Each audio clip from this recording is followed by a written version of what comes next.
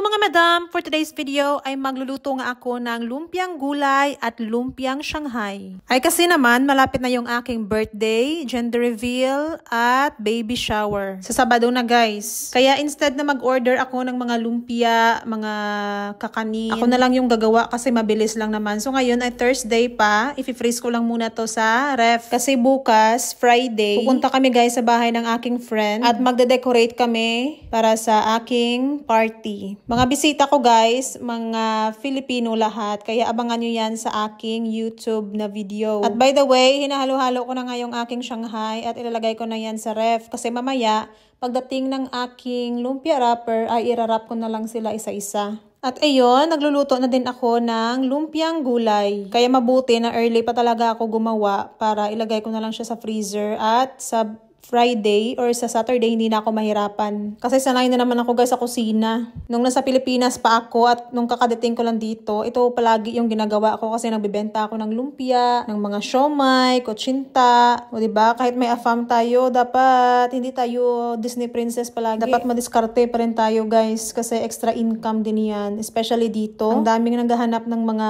Filipino food basta masarap lang. And after 2 hours ng mga madam, tapos na akong magbalot ng aking lumpia. Kain tayo guys, nagutom ako.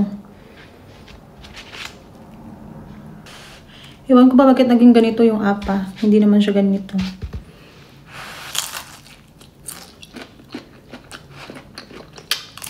Harap.